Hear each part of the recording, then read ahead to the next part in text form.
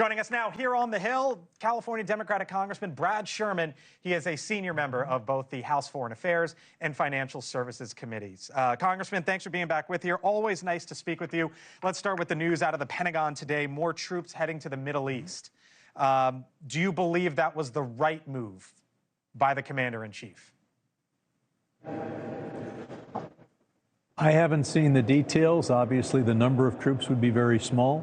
We haven't suffered significant casualties or many casualties in our anti-ISIS operations in Syria and Iraq. And we haven't had another 9/11, which is important and not something you can take for granted. I think that having more naval forces to combat what the Houthi are trying to do in the Red Sea is very important. They've almost closed down the Suez Canal. We can't allow that. All right. Let me ask you about Vice President Harris. We are told that it is likely that she'll sort of expand upon her economic vision, her economic platform later this week. Do you want her to put more proposals out there?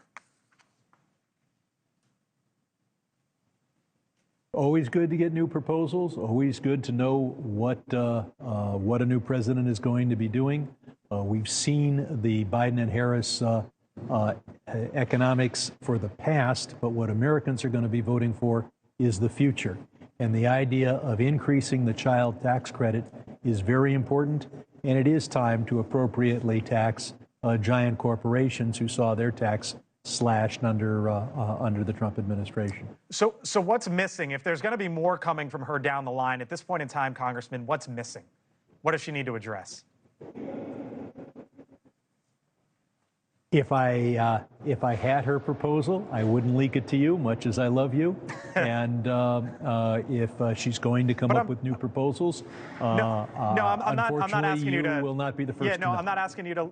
I'm not asking you to leak it. I'm just curious because not everything is out there. Sort of what you want to see from her. As you say, proposals and ideas are important. Number one is a complete rejection of Trump's idea that we should invest our tax dollars in cryptocurrency. Trump came out against cryptocurrency 4 or 5 years ago. Then a few weeks ago, he went down to Nashville. They threw tons of money at him above the table. And of course, crypto is famous for being able to send the money below the table. That's why they call it hidden currency. That's what cryptocurrency means. Isn't she though is talking about industries of the future. That our money. If she supports it, though, would you be disappointed in her?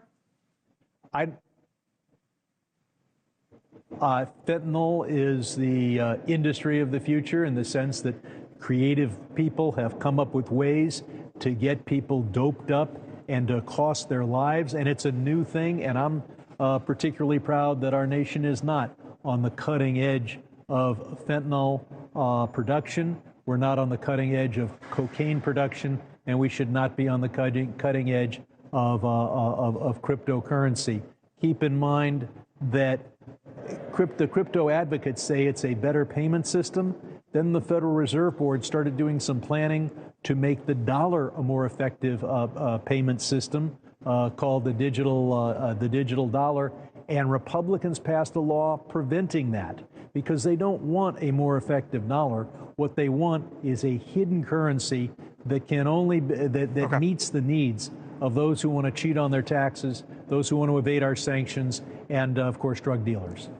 Thank you for watching, and make sure you go to joinnn.com to find NewsNation on your television provider. And don't forget to click the red subscribe button below to get more of NewsNation's fact-driven, unbiased coverage.